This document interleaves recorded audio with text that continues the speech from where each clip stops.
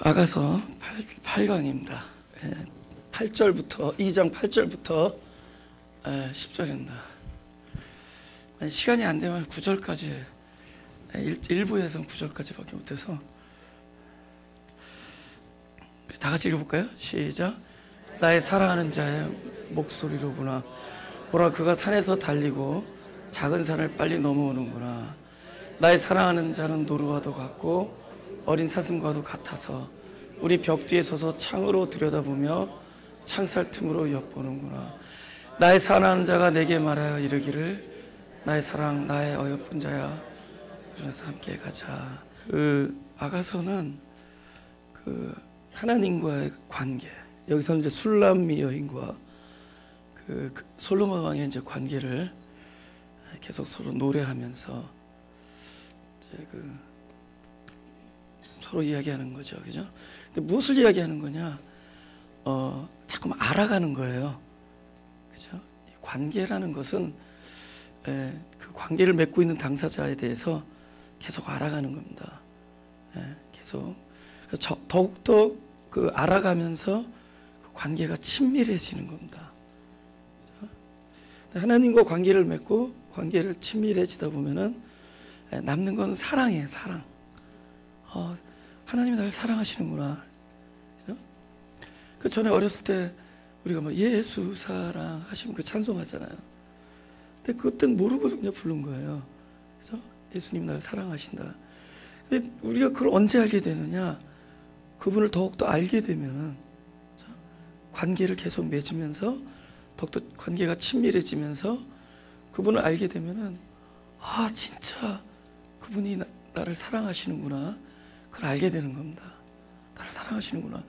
그러면서 본인도 그분을 사랑하고 있는 것을 또 알게 돼요. 점점 더 사랑하게 되는 겁니다. 그리고 안다라는 것이 그냥 지식적으로 객관적으로 어떤 뭐 정보를 알고 이런 암이 아니라 안다는 그 암 자체가 이렇게 하나가 되어가는 과정. 그분과 내가 자꾸만 하나가 되어가는 과정. 그게 아는 거구나. 그리고 또 그게 궁극적으로 사랑을 이야기하고 있는 거다라는 걸 알게 됩니다. 그래서 계속 상대방에 대해서 알아진 것을 이렇게 고백하는 게 아가서예요. 이런 분이구나. 나중에 뭐까지 알게 되면 오늘 보면은 소리를 듣는다. 근데 저쪽에서 입을 벌리지 않았는데 소리를 듣는 거예요. 그거는 아주 친밀한 관계에서 나오는 이야기입니다. 입을 벌리지 않는데 알아버리는 거예요. 제가 요즘에 제 아내랑 참 20년을 넘게 살다 보니까 뒤통수를 보고도 오늘 용돈을 받을 수가 있다 없다를 알아요. 그건 관계에서 뒤통수를 봐도 알아요. 오늘 용돈을 받을 수 있구나.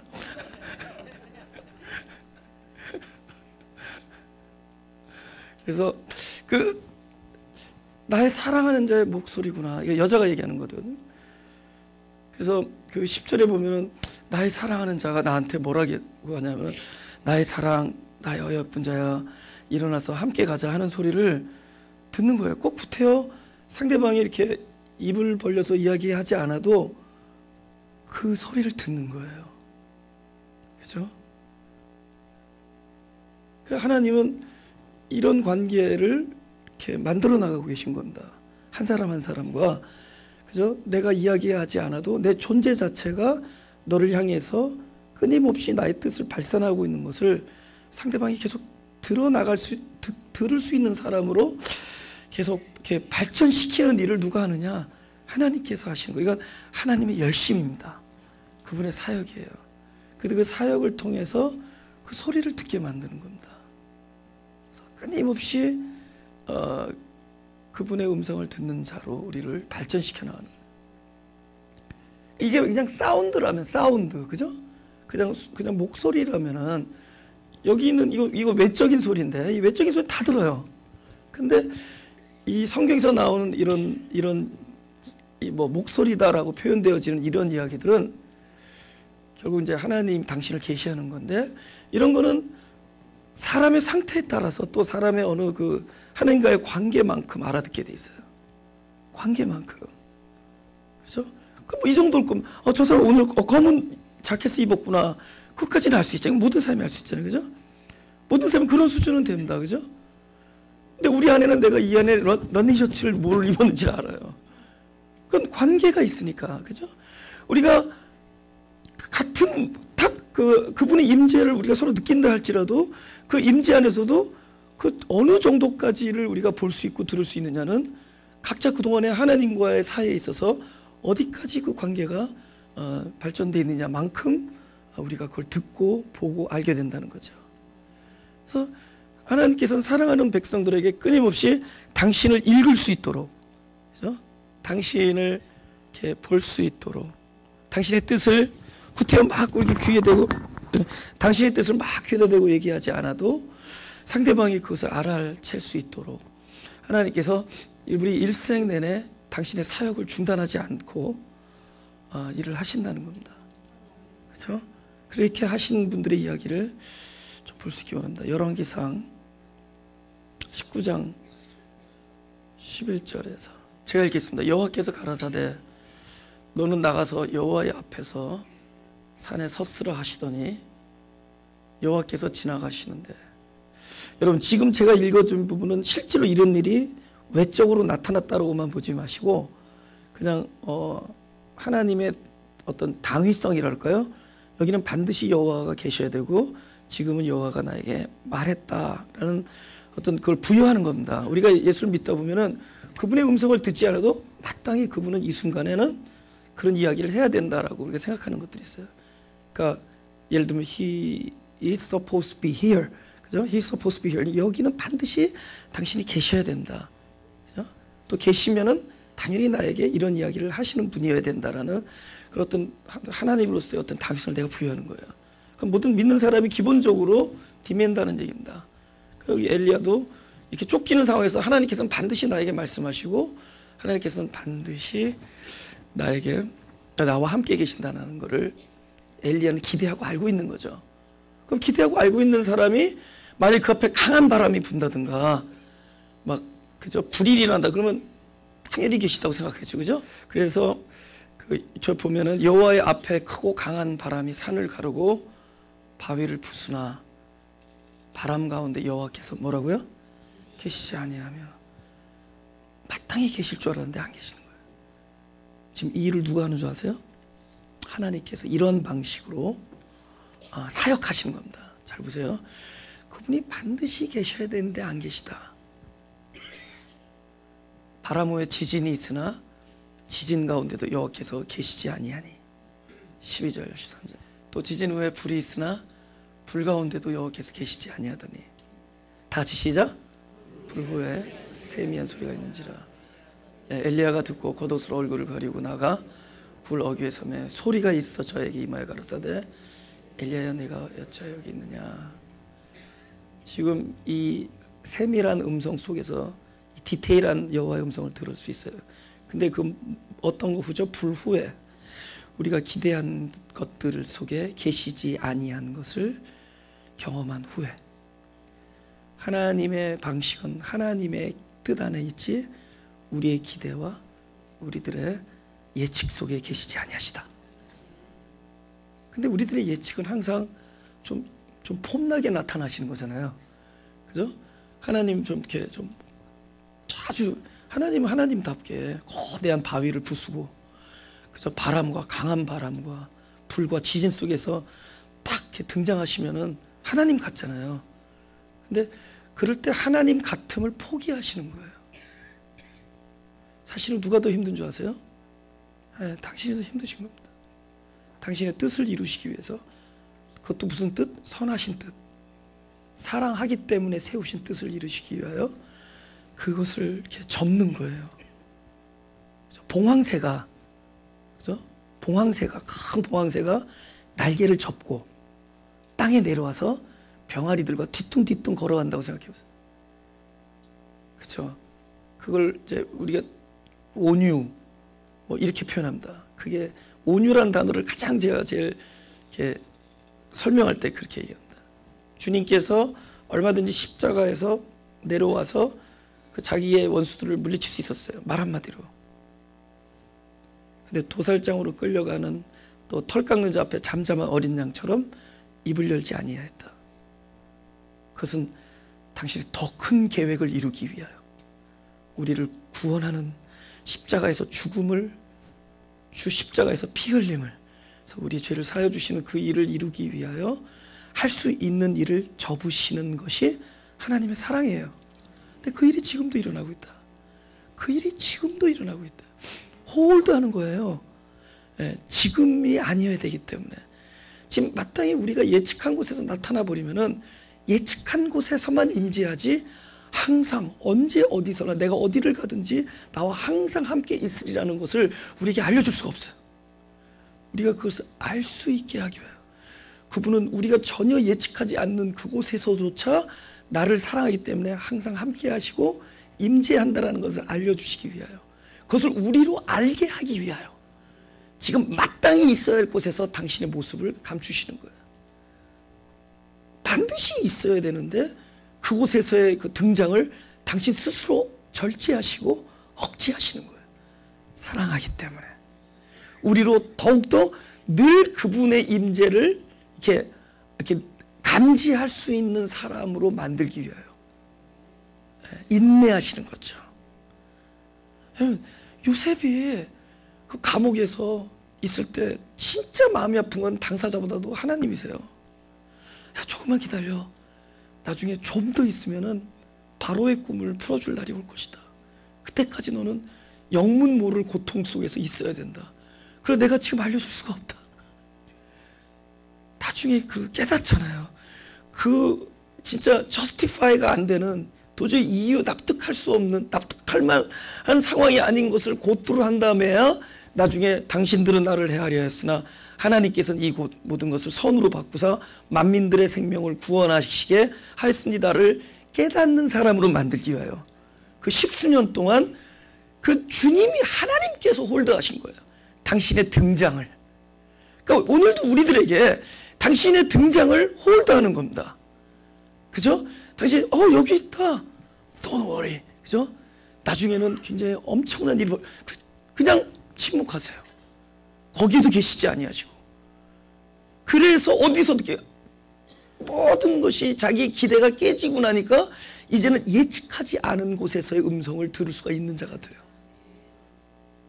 내 내면에 존재하시는 하나님, 내 안에 계신 하나님, 언제 어디서든지 꼭 찬란한 영광과 어떤 승리 속에서만 나타나시지 아니하시고 Wherever I go, wherever I am, 내가 어디를 가든지 어디에 있든지 늘 나와 함께 하시는 하나님을 느낄 수 있게 하기 위하여 그렇게 사역을 하신다는 거죠. 할렐루야.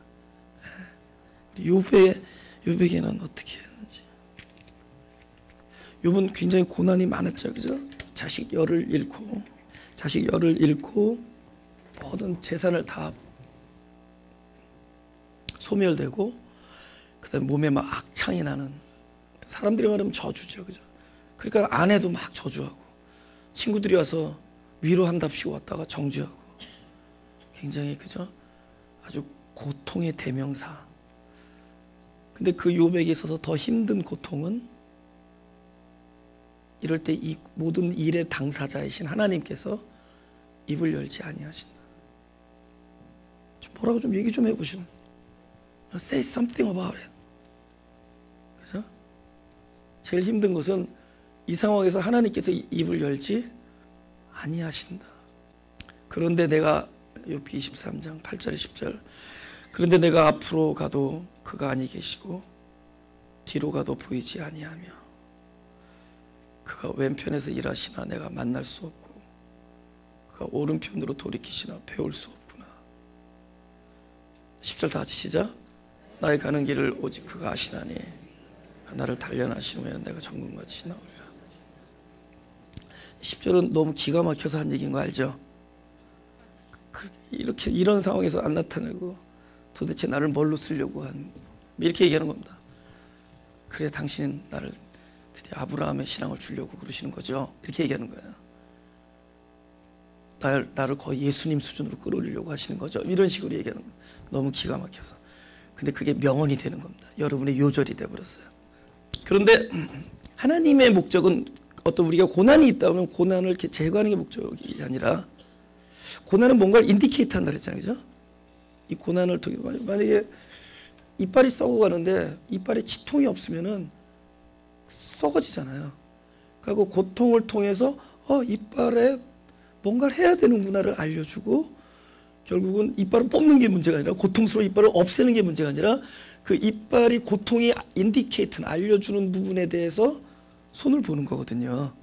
그러니까 우리에게 고난이 있다라는 것은 고난을 없애는 게 아니라 고난을 주어서 고난이 알려주고자 하는 부분을 택해하는 거잖아요. 그잖아요. 그러니까 하나님께서 우리에게 고난을 주신다면 줬다가 뺏는 게 아니라, 우리는 그러잖아요. 하나님 이거 고통 가져가세요. 가져가세요. 야, 그건 내가 줬다. 그 이유가 있다. 그죠? 뭔가 더 이렇게 뭔가 이발브 하려고, 뭔가 뭐 전진하려는 거예요. 더 진보하려는 겁니다. 그 고통을 제거하는 게 문제가 아니라. 그러니까 지금 1차적 고통이 있는 것은 이유가 있는 거예요. 하나님께서 무슨 뜻을 세우고 고통을 허락하신 거죠.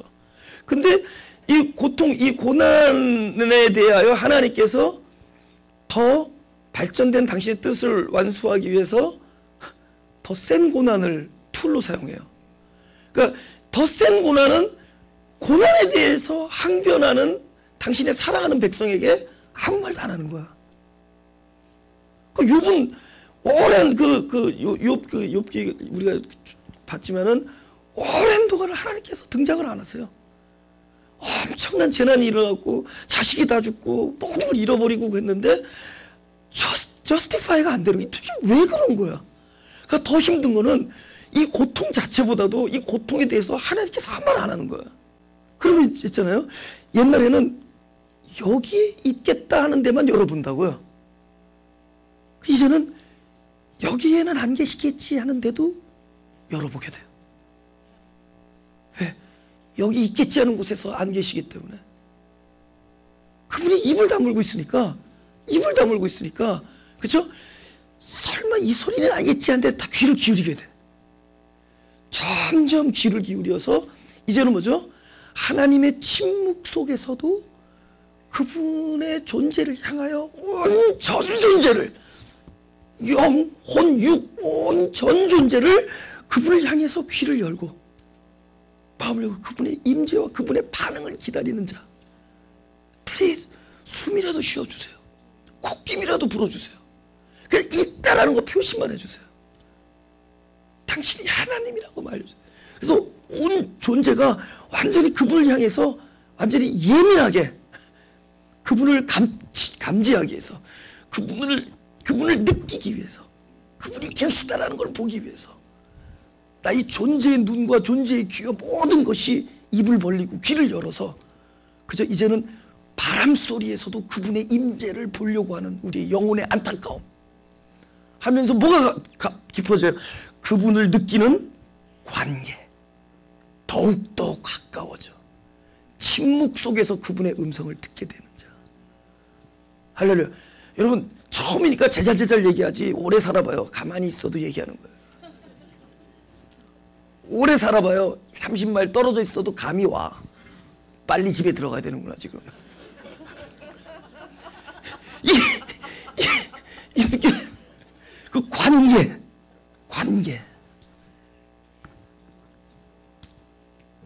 그분의 관심은 뭘 줬다 뺏고 뭐 아프게 했다가 낫게 하고가 아니에요. 오로지 관계. 할렐루야. 근데 관계라는 게 좋아서도 관계가 있지만은 지질이도 나를 아프게 하고 속상하게 하는데 자꾸만 그 영혼을 생각하게 함으로 관계를 또 맺을 수 있어요. 우리가 그 과들인 거 아시죠? 마음이 가난한 게 그 과들이에요. 지질이 하나님 속삭이게 해서 하나님으로 하여금 우리를 자꾸만 우리를 자꾸 들여다보고, 우리가 하나님을 너무 몰라요. 우리는 마치 뭐 하지 말고 뭘 지켜야 되고 뭐 하지 말라는 거 안 하고, 그죠? 우리는 그런, 여러분 선악과 안 먹었으면 어떻게 되겠어요? 그냥 중생하지 않은 영혼으로 영원히 육체가 하나님과 함께하는 거예요. 그분의 관심은 거듭내어서 하나님같이 영적인 존재가 되어서 하나님과 영생하는 게 관심입니다. 우리는 너무 하나님을 몰라. 죄라는 거, 물론 죄가 뭐 좋은 건 아니죠. 그러나 죄라는 것은 누구에게만 있는 거냐? 하나님과 관계를 가진 자들만 있어요. 왜냐하면 당신과 관계를 맺은 사람들에게는 법을 주심으로 다 죄인 만들어요. 관계가 있으니까 법을 주는 거예요. 그 법을 받고 나면은 다 죄인 되는 거예요. 우리는 올해도 일어날 일, 따라서 시작. 올해도 일어날 일. 우리는 죄를 질 것이다. 이거를 전도사님 첫날 설교 참 안 좋습니다. 안 좋지 않아요. 불량할 뿐이지. 그러나 이 죄라는 것은 우리가 하나님 너무 몰라서 법을 받으면 죄인이 되는데, 죄는 두 가지예요. 나의 상태가 솔직하게 드러나는 게 죄예요. 내가 모르는 내가 보여지는 게 죄예요. 선악과를 먹는 순간 내가 벗고 있는 게 부끄러운 거였구나라는 거를 알게 해주는 거예요. 내가 무엇인가 입어야 되는 존재구나. 그러니까 죄라는 것은 법 때문에 죄인 됐지만, 그 죄는 나로 하여금 뭐로 하겠냐, 나는 온전히 될 수가 없는 자고, 나 스스로는 나는 진짜 하나님의 전능하심이, 그분의 은혜와 평강이 나에게 임해야만 되는 자구나. 나는 스스로는 거룩할 수가 없는 자구나. 그 죄는 아주 여실히 나의 모습을 그대로 나타내요. 정직하게 드러난 게 죄예요. 그럼 하나님은 또 죄의 현장에서 어떻게 보시느냐? 죄구나. 이제 네가 너를 알고 이제부터 누구 일이 되느냐? 죄가 딱 드러난 순간 사람으로서는 스스로 이 죄를 케어할 수 없기 때문에, 이거를 어떻게 테이크케어할 수 없기 때문에 이제부터 누구 일로 넘어가느냐? 딱 죄가 드러나는 순간부터 이제부터는 하나님의 일이 돼요. 더 이상 사람의 일이 아니라, 당사자의 일이 아니라, 오케이 나는 죄인입니다 하는 순간에 이제부터는 누구 일이 되냐? 이 일은 그분의 일이 된다. 이 예수로 알아. 자기 백성을 저들의 죄에서 구원할 자. 그러니까 그분 죄에 대한 반응이 예수거든요. 하나님이 우리의 죄에 대하여 당신이 하실 예수님. 그러니까 그때부터 하나님의 일이 되는 거예요. 그러니까 우리는 자꾸 뭘 안 하고 죄 안 짓고 그러면 그게 사단의 선악과 따먹어서 선과 악을 구분해서 선을 살고 악을 배제하고 살아서 너도 하나님처럼 되라. 그러니까 우리가 뭘 지켜서 의롭게 된다는 생각, 이 율법적인 마인드는 이미 창세기 3장에 나온 그 뱀의 유혹이었던 거예요. 진정한 본질은 우리가 하나님을 바로 안다면은 이제부터 사람이 아니라 하나님께서 나와 함께 하셔서 그 구원자가 나와 하나가 될 때 모든 은혜와 평강과 희락은 그분으로부터 비롯되어지고, 그리고 그것을 함께 누리며 사랑의 관계, 궁극적인 사랑 하나가 되어지는 것, 그걸로 가는 것이 하나님. 그러니까 관심이 나의 행위나 오늘 무슨 하느냐 안 하느냐 있지 않고, 내가 죄를 짓느냐 안 짓느냐 있지 않고, 그분과의 관계를 점점 가까이. 할렐루야. 우리가 모범으로서도 하나님과 관계를 맺지만 때로는 연약한 자로서 관계를 맺고, 우리가 순종함으로도 관계를 맺지만 때로는 어쩔 수 없는 죄인의 상황으로도 관계를 맺고, 우리가 좋은 일로서도 관계를 맺지만 우리가 너무나 비극스러운 일 속에서도 관계를 맺고, 우리의 나의 삶의 전생애가 하나님과 관계를 맺어나가는 일, 이게 하나님의 관심입니다. 할렐루야. 그게 하나님의 관심이다. 그렇죠? 그럼 어디서든지 아는 거예요. 하나님이 도저히 옛날 같으면 그죠? 저기는 계실 수가 없어 하는 곳에서도 이제는 하나님을 찾아요. 이건 하나님의 소리가 아니겠지 하는 속에서도 그분의 음성을 듣게 되고, 그죠? 여러분 무슨 영화, 그냥 일반 영화를 봐도 그래서 복음을 본단 말이에요. 그 일반 스포츠 게임을 봐도 그래서 복음을 봐요. 그분에서도 그분의 음성을 듣는 거예요. 그러니까 여러분 기독교는 이런 거 들으면 안 되고 이거 듣고 이러는 거는 물론 이해는 되지만 아직 엘레멘트 스쿨 도 닦으면은 이제 모든 곳에서 그분의 관계가 좋아지고. 할렐루야. 저희 어머니가 80살이신데 얼마나 집안의 살림과 관계를 잘 맺고 있으면 딱 잊어버리면 그날 그 자리에서 찾아와요. 얼마나 그 물건들과 관계를 잘 맺고 있으면 찾아와. 엄마 잊어버렸어. 그럼 가서 찾아와. 늘 그들과 이야기를 했었던 거야. 너는 잠자코 여기 있어라. 늘 식칼 부러진 것. 근데 주로 버려야 되는 것들과 관계를 맺어요. 보세요. 창세기 32장. 욥으로 하여금 하나님을 음성을 더 듣고 하나님의 뜻을 모든 일에서 찾을 수 있는 사람으로 발전시켜 나와. 이거 그 유명한 환도뼈 사건이죠, 그죠? 여러분, 환도뼈는 하나님의 백성은 누구나 하나님께서 이렇게 만지십니다. 지금 사실 다 만지고 있고 만졌는데 그 설명이 안 돼서 그냥 넘어가는 거예요. 하나님 반드시 환도뼈를 만지세요. 여러분, 우리는 늘 하나님의 하는 일과 우리의 소망은 이렇게 어게인스트 될 수밖에 없어요. 하나님이 결정하시고 이렇게 뜻을 세우시고 그 선한 일을 해나가시는 그 일의 모습과 내가 기대하는 어떤 그런 청사진이랄까요, 나의 입장에서는 서로 어게인스트 할 수밖에 없어요. 예. 우리의 수와 하나님의 수는 달라요. 너의 길과 나의 길은 다르며 너의 생각과 나의 생각은 다르다. 너의 수와 나의 수는 다르다. 그렇기 때문에 우리는 하나님이 복을 주시려는 손을 나를 고통 주는 손으로 여길 때가 있고, 이것은 아닌데 여기서 하나님께서 나에게 복 줬다고 얘기하는 때도 있고, 우리는 잘 몰라요. 그럼 하나님 뭐냐? 잘 아는 사람으로 만들어 나가시겠죠.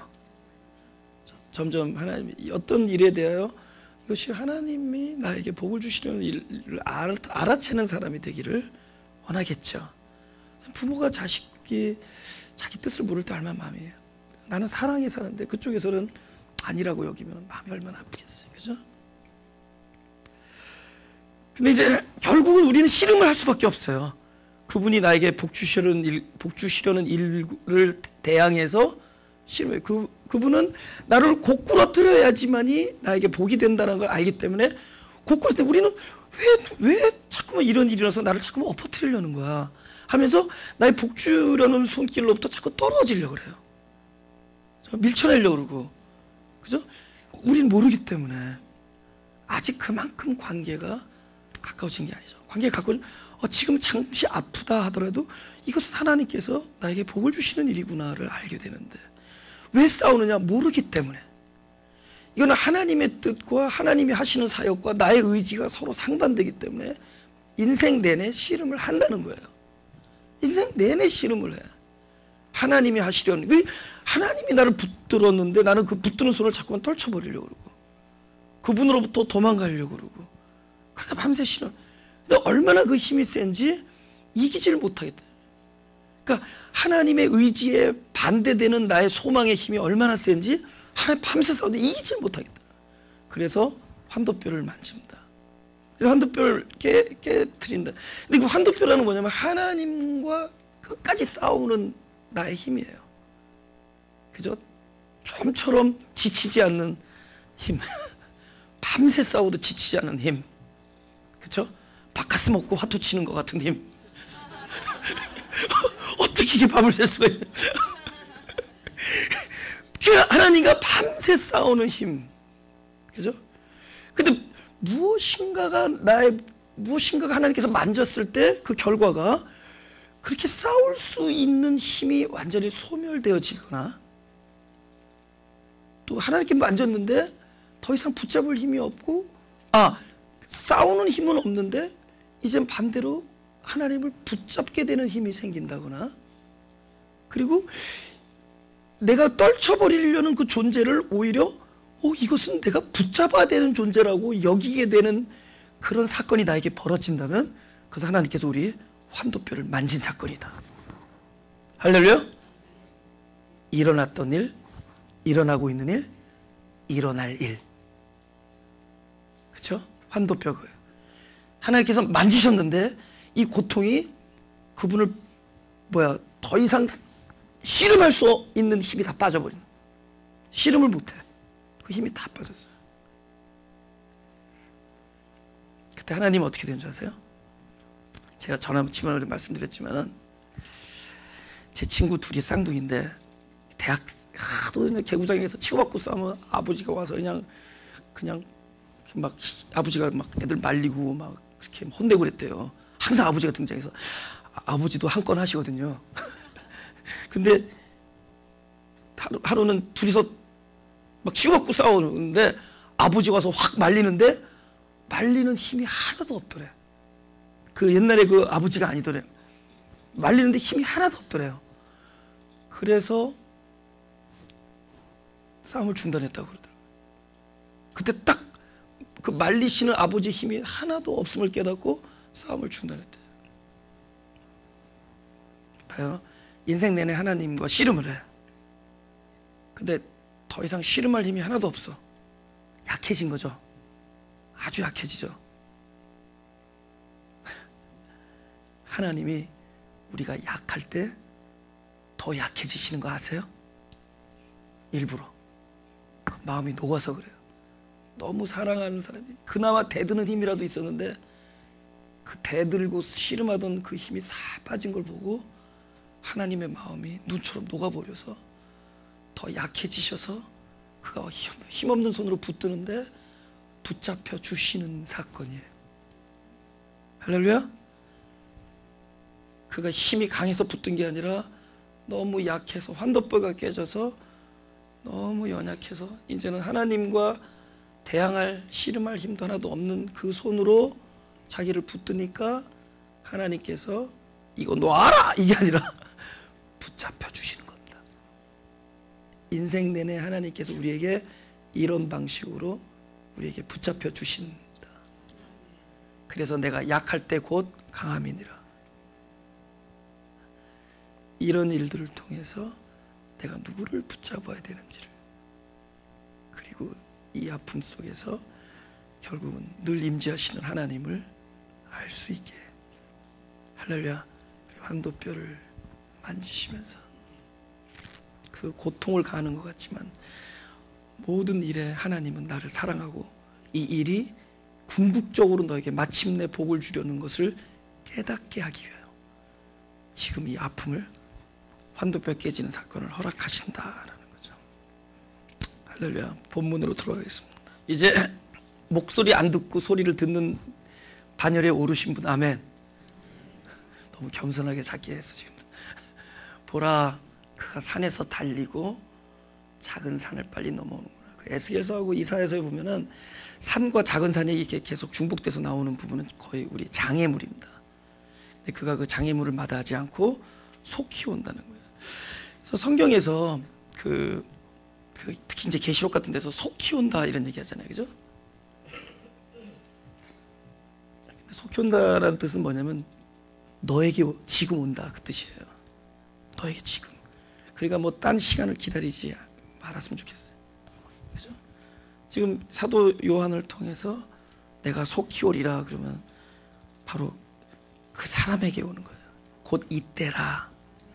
우리는 몇천 년 기다리고 언제 오시냐고.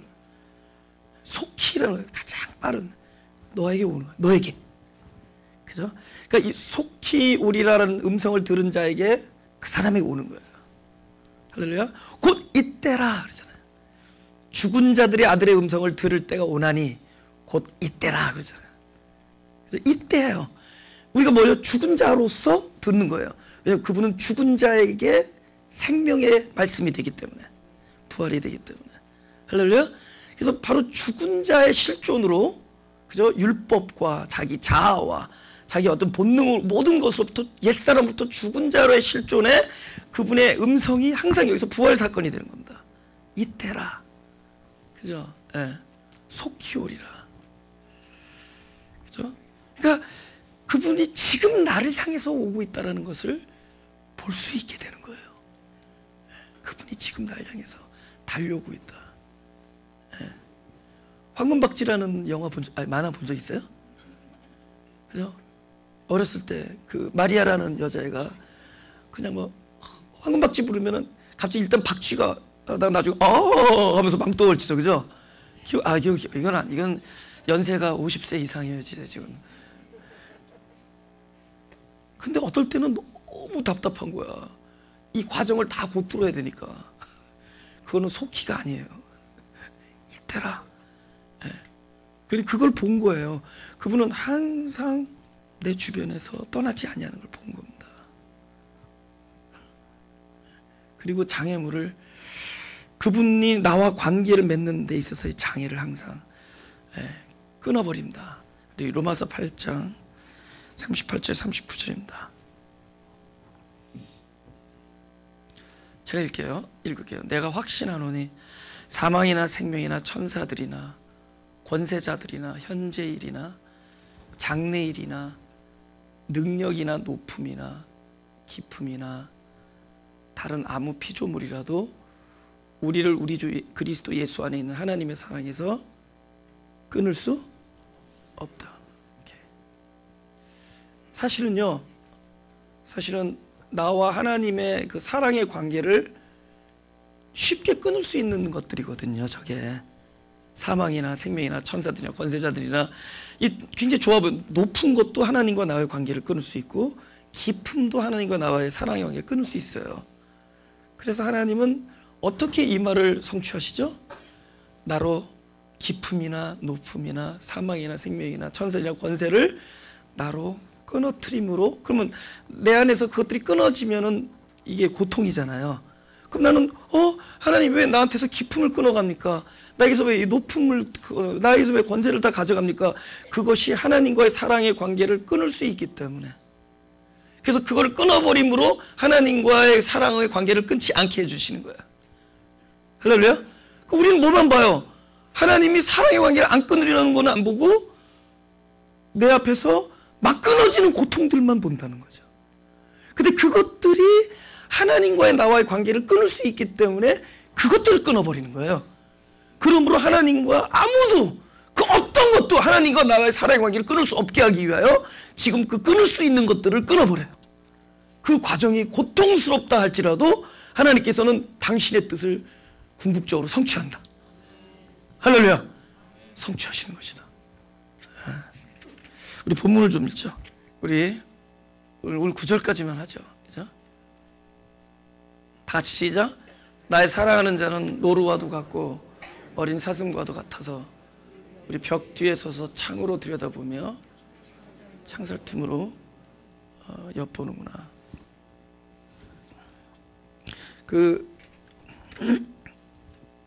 이 사람 벽 뒤에 서서 보는 걸 어떻게 봤을까요? 구글로 봤을까요?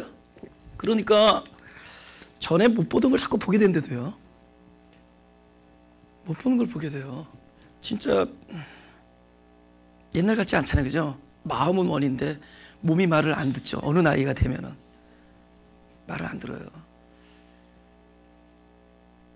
우리 중학교 다닐 때 점심시간에 밥 먹고 나가서 축구 시합하는데 10대 0으로 이기고 들어와서 다시 공부해.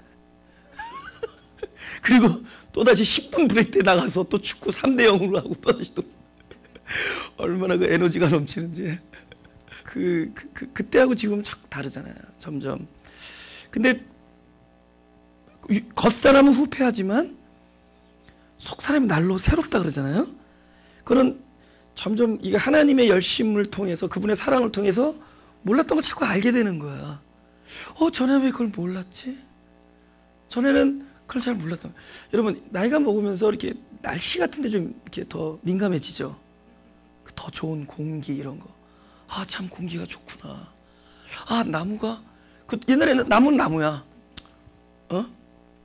What color is that? green. 그냥 green이야 green. 근데 이제는 영롱한 초록. 그죠? 비를 봐도 그냥 비가 아니야. 낮부터 내린 비가 이 저녁 유리창에 슬픔만 뿌려놓고 있고 낮부터 내린 비가 이 저녁 유리창에 슬픔만 뿌려놓고 떠나는 뭐 유인가 가사도 있더라고. 그냥 비가 아니야. 내 마음에 비를 내리고 있네. 아니 그 가사가 너무 좋아서 외웠었어요 내가.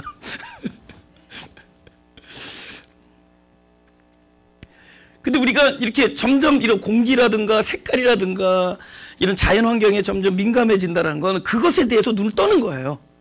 그러니까 어린 나이 때는 그것에 대해서 둔했다는 거죠. 근데 그런 것에 대해서 점점 더 새로워지는 거예요. 이건 관계가 더 가까워지는 거죠. 그죠? 풀 한 폭이. 요새는 뭐를 보느냐?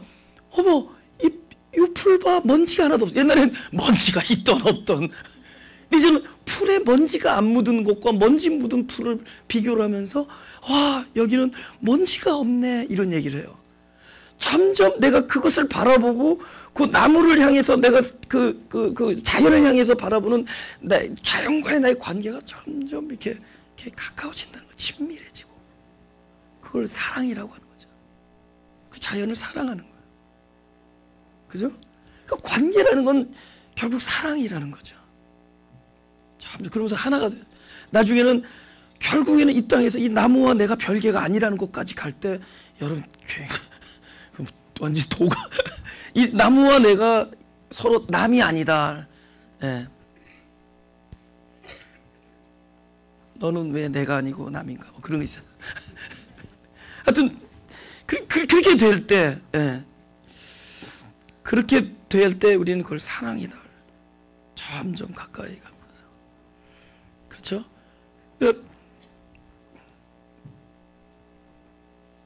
보이는 거예요. 벽 뒤에 서 있는 그분을 이제 보게 되는 거예요. 눈이 뜨니까.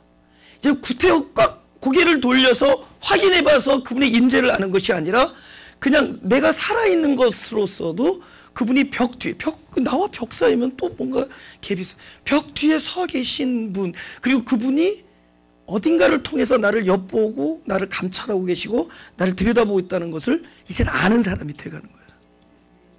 아는 사람이 돼가는 거예요. 근데 여기 그 창살 틈이라 그러는데, 그 성경을 보면은 이런 뜻이 더 많습니다. 깨어진 틈. 그죠? 그러니까 나를 통해서 볼 때 그 깨어진, 그 갈라진 틈, 내 영혼이 깨진 그곳이 하나님이 나를 감찰하는 현미경이 되는 거예요. 그럼 제가요, 이건 내 목회하면서 경험하고 깨달은 건데, 우리는 결국은 사랑하는 사람이 됩니다. 그건 진실이에요. 만약에 이곳이 하나님이 진짜 살아계시고 하나님이 이 교회에 임재하시고 하나님이 주시는 말씀이, 이 말씀이 진짜 살아있는 생명의 말씀이고 그러면요, 결국에는 우리는 점점 하나님과 관계, 또 사람 영혼들 간의 관계가 이렇게 사랑으로 계속 이렇게 전진될 거예요. 믿으시면 아멘? 그렇게 되길 소원하신 분 아멘? 오케이. 그렇게 될 겁니다. 사랑이 될 겁니다. 사랑이 될 거예요. 근데 그 사랑이 어떤 그 메커니즘이 있더라고. 그것을 계속 내가 누리는 메커니즘이 있더라고요. 그러니까 내가 어떤 영혼을 보면 어떻게 어떤 방식으로 사냐? 그 영혼을 아는 거야. 이런 방식으로, 어떤 방식? 나름대로의, 그러니까 스펙트럼이라고 그러죠. 스펙트럼. 그러니까 뭔가를 통해서 그 영혼을 보는 거예요. 예? 내가 뭔가를, 근데 그게 세상 방식하고, 세상에는 이런 거예요. 저 사람 뭐 굉장히 명문대 나오고 무슨 일을 했고 무슨 상을 받았어. 예? 뭐 이런 식으로 그 사람을 보는 거예요. 근데 진짜 이제 이렇게 목회선상에 있고 사람들을 결국 성도를 사랑하는 데 입장이 돼 보니까 무엇으로 그분을 바라보느냐? 이 사람이 가장 마음이 상해 있을 때 순간을 내가 포착을 하는 거예요. 써마고 알게 돼. 어떤 사람이, 내가 옛날에 이런 아픔이 있었다. 어떤 순간에 아주 하늘이 무너지는 것 같았다. 어느 순간에 막 너무 외로웠다. I was so sad. 어느 순간에 너무 슬펐다. 이런 얘기를 만약에 내가 듣게 되잖아요. 그럼 그 이야기가 나한테 그 영혼을 바라보는 스펙트럼이 돼. 늘 그걸 통해서 그를 이해하고, 그것을 통해서 그에게 긍휼을 느끼고, 그것을 통해서 그를 위로해주고 싶고, 그 일을 통해서 그를 껴안게 돼요. 무슨 얘기인지 알죠? 근데 그게 뭔가를 봤더니 하나님이 나를 그걸 통해서 본다는 거예요. 내가 굉장히 마음이 상했을 때, 심령이 상했을 때, 내가 굉장히 고독하고 외롭고 하늘이 무너지는 것 같은 일을 당했을 때, 내가 너무 슬픈 영혼을 경험하고 있을 때, 근데 하나님께서 그것을 반드시 무슨 도구로 삼느냐? 나를 바라보는 이 어떤 그 돋보기 내지는 현미경의 렌즈를 보는 거예요. 그걸 통해서 나를 바라봐요. 그래서 나를 더 긍휼히 여기고 나를 더 사랑하고 나를 용납하고 나를 늘 나에게 인자하심을 베풀 수 있는 거예요. 할렐루야. 할렐루야. 그렇게 된다는 거죠. 네? 제가 성도들을 뭐 다 그런 건 아니지만은 뭐 성도들 다 알지는 못 그런 내용을 모르지만은 그런 경우가 여럿 있습니다. 그 어떤 사람 어떤 집사님을 이렇게 생각하면은 항상 그걸 통해서 생각해요. 그러면 그 슬픔과 그 상한 심령과 외로움 속에 나도 동참하고 싶은 생각이 들어요. 이거는 진짜 그리스도가 준 마음이에요. 그때는. 그죠? 평소 때는 자기 잘난 맛에 사는데 그때만큼은 진짜 그리스도의 마음이에요. 근데 그 그리스도의 마음이 되어지면은 그렇게 들어가요. 그러니까 여기 말하면 그 깨어진 틈새 사이로 그를 엿보는 거예요. 그런 사랑을 하게 돼. 그게 하나님의 긍휼이라는 겁니다. 할렐루야. 예? 아, 저 자매는, 아, 저 집사님은, 아, 그때 얼마나 슬펐을까, 얼마나 아플까. 그게 계속 안 떠나요. 한 번 들은 얘기인데 항상 그거를 생각하면서 그 영혼을 사랑해요. 어떤 일이 생기면, 아, 그때 이런 일이 있었지, 얼마나 힘들었어. 나는 그런 일 없이 살아왔는데 그런 일을 당하고도 참 꿋꿋하구나. 그래서 그런 일 당하고도 오히려 하나님을 떠나지 않고 하나님의 사랑을 더 알고 더 하나님께 매달린 사람이구나. 그래서 이해하고 용납하고 더 사랑하고 더 긍휼을 할 수 있는 그러니까 쉽게 말하면 스펙트럼이라고 하죠. 우리가 그걸 통해서 볼 수 있는, 우리가 빨간색 유리를 통해서 보면 빨갛게 보이듯이 우리가 그 사건을 통해서 그걸 보면은 그게 여기서 말하는 노루가 틈새, 우리 깨어지고 갈라진 틈새를 통해서 나를 바라보고 내 영혼의 깨어짐을 통해서 나의 내면을 그분이 감찰하고 계시다. 그래서 아, 그분이 뭘 잘했어 라고 하는 것보다 그분의 아픔을 보면서 같이 바라볼 때 나도 모르는 사이에 그분의 자리에 나도 함께 동참하고 있는 것을 알 수가 있는 거예요. 아멘? 그거더라고요. 근데 그게 누가 하시는 일이냐? 하나님께서 나에게 하시는 일이 바로 그거더라는 거예요. 늘 그 깨어진 틈새 벽 뒤에 서서 엿보고, 이놈 뭐 하나 보자 이런 걸 엿보는 게 아니라 나의 내면을 감찰하신다는 거예요. 내가 일어서고 앉고, 제가 왜 지금 일어서야 제가 왜 지금은 앉아 있는지, 제가 왜 지금 누워 있는지를 그분은 그 깨어진 틈새를 통해서 감찰하시고 우리를 알고 계신다. 그분이 무슨 CCTV를 통해서 우리를 감시한다는 게 아니라 감찰. 내가 어떻게 이 형제를, 어떻게 이 자녀를, 내가 어떻게 이 자녀를 품어줄까를 생각하시면서 바라보는 것. 할렐루야. 시편을 보죠. 시편의 139편에 그렇게 써요. 1절에서 4절에 제가 읽겠습니다. 여호와여, 주께서 나를 감찰하시고 아셨나이다. 주께서 나의 앉고 일어섬을 아시며 멀리서도 나의 생각을 통촉하시오며 나의 길과 나의 눕는 것을 감찰하시며 나의 모든 행위를 익히 아시오니. 4절 다 같이. 여호와여, 내 혀의 말을 알지 못하시는 것이 하나도 없으시니이다. 아멘. 그분이 내가 일어서고 눕고 내가 뛰어가고 내가 걸어가고 이거를 감찰하시는데 그건 뭐를 통해냐? 그 깨어진 틈새, 나 영혼의 깨어짐, 나의 상한 심령, 그렇죠? 마음이 가난하고 그 심령이 통해한 그 일을 통해서 나를 바라보고 계신 거예요. 그때 너 굉장히 외로웠지. 그때 굉장히 당혹스러웠지. 그때 굉장히 그걸 뭐라 그래요? 그 절망적이었잖아. 네가 절망적이었을 때 나는 그것을 아직도 기억하고 있다. 항상 너의 절망을 내가 너를 바라보는 눈으로, 그 절망의 순간에 그 자리에서 내가 너를, 그럼 그분은 나의 절망의 순간에 가졌던 마음을 일생 내내 가지고 계신 거예요. 그 긍휼함과 그 인자하심. 그래서 그러는 거예요. 너희들이 나를 모른다. 내가 제사를 기뻐하지 아니하고 긍휼을. 그렇죠? 마태복음 9장에 그렇게 써 있는 거예요. 너희들이 나를 모른다. 그렇죠? 병든 자에게는, 아니 건강한 자에게는 없어요? 마태복음 9장 12, 13이 그럴 거예요. 네. 오케이. 예수께서 들으시기로 이르시되 건강한 자에는 의원이 있을 데 없고 병든 자에게야 쓸 데 있느니라. 너희는 가서 내가 긍휼을 원하고 제사를 원치 아니하러 하신 뜻이 무엇인지 배우라. 내가 의인을 부르러 온 것이 아니요 죄인을 부르러 왔노라. 할렐루야. 긍휼, 그때 그 긍휼의 마음을 일생 내내 가지고 계시다는 거죠. 요새는 조금 그게 발전하니까 내가 나 자신을 그 눈으로 바라보기 시작하는 거 아세요? 아, 그때 내가 너무 부끄러웠지. 그때 내가 너무 우울했지. 너무 새드했지. 너무 고독했지. 그럼 내가 내 자신이 너무 불쌍하고 그 나 자신과 또 함께 있는 나 자신을 발견해. 모르면은 아멘 하지 마세요.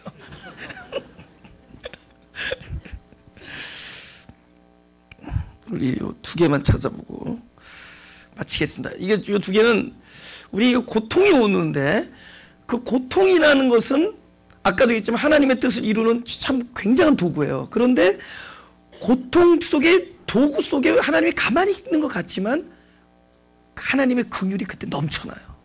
근데 고통이라는 것이 두 가지 경우에 옵니다. 우리의 연약함, 우리의 실수와 우리의 죄로 올 수도 있고 사실 우리가 순종하는 데도 올 수가 있어요. 그래서 하나는 이건 먼저 10편 106편 41절은 그들의 죄로 인해서 고통을 받습니다. 그죠? 106편일까요? 이건 제가 읽을게요. 저희를 열방의 손에 붙이심에 저희를 미워하는 자들이 저희를 치리하셨도다. 이건 뭐냐면 이스라엘 백성들이 하도 불순종하고 그러니까 열방에다가 그들을 맡겼어요. 그러니까 그들이 막 그들을 압제하고 괴롭혔습니다. 저희가 원수들의 압박을 받고 그 수하에 복종케 되도 포로가 되고 막 그러니까 그죠? 여호와께서 여러 번 저희를 건지시나 저희가 꾀로 거역하며 자기 죄악으로 인하여 낮아짐을 당하였다. 그죠? 제가 이제 44절 그러나 여호와께서 저희의 부르짖음을 들으실 때 여기 권고한다라는 건 이렇게 주목한다 뜻이에요. 그러니까 아까 말한 깨어진 틈새로 나를 엿본다. 그걸 이제 은밀하다라는 거, 은밀한 중에 보신다 그런 건 이놈 하고 CCTV 본다는 게 아니라 바로 나만 본다는 뜻이에요. 나의 은밀한 중에 나를 권고하시고 나를 주목한다 뜻입니다. 그래서 아주 나와의 관계예요. 그러니까 그들의 고통을 그때 하나님께서 감찰하시고 주목하시면서 저희를 위하여 그 언약을 기억하시고, 언약은 하나님께서 일방적으로 주신 거예요. 그죠? 일방적으로 주십니다. 그죠? 다 죽어요. 언약의 대상들이 다 죽어. 뭐만 살아남아요? 언약만 살아남아. 그게 언약이에요. 하나님이 곧 언약이 되어 주시는 거예요. 거기 막 쪼개잖아요, 동물들. 다 죽는다는 거예요. 너도 나도 다 죽고 딱 하나 살아남는 거는 하나님이 약속이 되어 주세요. 할렐루야. 약속에서 부활하세요. 하나님께서 우리의 죄로 인하여 고통받을 때, 우리 스스로 고통받을 때 하나님께서 그 고통을 본다는 거예요. 야, 이놈 그러니까 죄짓지 말지, 이놈 불순종하지, 이러지 않으세요. 그때 우리들의 고통 자체를 보시고 불쌍히 여기셔서 그 언약을 기억하셔요. 너희가 연약할 때 내가 너희들의 짐을, 연약한 자들의 짐을 대신 감당하였도다. 할렐루야. 당신의 연약함을 보시고 언약을 기억하시고 그 많은 인자하심과 긍휼입니다. 인자하심을 따라 뜻을 돌이키사 저희로 사로잡은 모든 자에게 긍휼히 여김을 받게 하셨도다. 보세요. 어떤 정도냐면은 여기서 너희들이 죄졌으니까 앞으로는 이런 내가 이 막대기들 인생 채찍들 불러가지고 너희들 했으니 앞으로는 잘해라 이런 얘기 안 하세요. 왜냐면 왜 안 한 줄 아세요? 해봤자 올해도 소용없기 때문에. 2016년에도 그 말을 해봤자 소용없기 때문에. 그런데 그분께서 이 사람들에게 무엇을 주문하지 아니하시고 언약은 당신이 할 일이거든요. 언약을 기억하시고 그분이 하신 일은 고통 속에서 긍휼을 베풀어 주셨어요. 그러니까 여태까지 하나님의 도구로 쓰이던 그 열방과 그 원수들이 자기네들이 압제하고 자기들이 포로로 잡았던 이 사람들이 하나님이 얼마나 불쌍히 여기지를 보게 된 거야. 그들이. 그러니까 이거 하나님이 이렇게 불쌍해. 그러니까 이들을 존귀 여기고 이들을 오히려 불쌍하게 여기는 엄청난 일들이 벌어집니다. 여러분, 이거 2016년에 우리에게 어떤 일이 일어날지라도 하나님은 무엇을 보냐? 우리들의 고통을 통해서 나를 쳐다보시고 언약을 기억하시고 오히려 그 도구들로 하여금 긍휼히 여김과 존귀 여김을 받게 하시는 한 해가 될 것을 선언하는 바입니다. 선포하는 바입니다. 그죠? 라스트 원, 이거는 우리가 굉장히 순종했는데도 고통이 오는 걸 얘기합니다. 10편 31편 내가 나의 영을 시편 31편 5절에서 7절 내가 나의 영을 주의 손에 부탁하나이다. 진리의 하나님 여호와여 나를 구속하셨나이다. 내가 허탄한 거짓을 숭상하는 자를 미워하고 여호와를 의지하나이다. 굉장히 지금 순종하는 자예요. 내가 주의 인자하심을 기뻐하며 즐거워할 것은 주께서 나의 곤난을 감찰하사 환난 중에 있는 내 영혼을 아셨고. 이거는 굉장히 철이 드는 사람이에요. 그죠? 근데 그거 아세요? 아까 그놈이 그놈이고 이놈이 그놈이고 8절 다 같이 시작. 나를 대적의 수중에 금고치 아니하셨고 내 발을 넓은 곳에 세우셨습니다. 여호와여 내 고통을 인하여 나를 긍휼히 여기소서. 내가 근심으로 눈과 혼과 몸이 쇠하였나이다. 이 사람 얘기는 뭔지 아세요? 내가 이렇게 순종했는데도 나에게 곤난이 오는 걸 알았어요.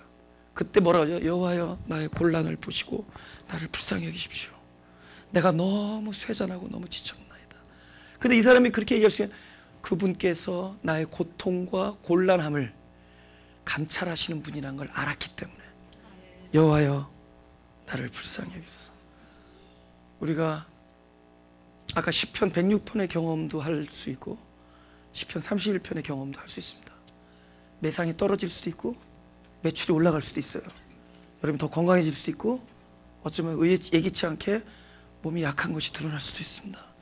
여러분의 자식이 효도할 수도 있고 이상하게 말을 안 들을 수도 있고 여러분의 뜻대로 될 수도 있고 뜻대로 안 되는 일도 많고. 난 지금 2016년 첫 해 주일 설교에서 나는 정직하게 우리에게 일어날 일들을 이렇게 자세히 열거하는 겁니다.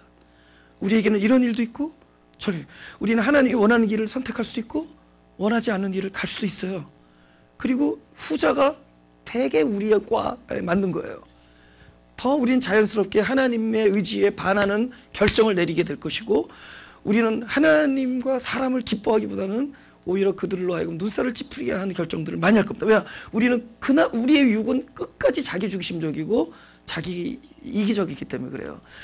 그럼에도 불구하고 하나님이 과거에 당신의 백성에게 베푸신 일은 오늘 나에게도 동일하게 베풀어질 거예요. 그는 우리의 연약함을 오히려 틈새로 여기시고 그걸 통해서 우리의 내면을 감찰하시고 우리를 아시고. 할렐루야. 오히려 우리의 영혼의 깨어짐을 통해서 우리의 가장 곤난과 우리의 가장 외로움과 어쩔 수 없음과 아픔과 그 엄청난 그 재앙 같은 일을 통해서 그는 늘 우리를 용납하시고 그걸 통해서 나를 긍휼히 여기시고 나를 사랑하시고 그리고 그분은 그럼에도 당신의 선한 계획을 절대로 중단하지 아니하시고 또 다른 고난이 필요하면 또 다른 고난을 허락하시면서까지 당신의 선한 뜻을 계속 세워나가실 것입니다. 어느 순간까지 하나님의 뜻이 나에게 이루어질 때까지. 가슴에 손을 대시고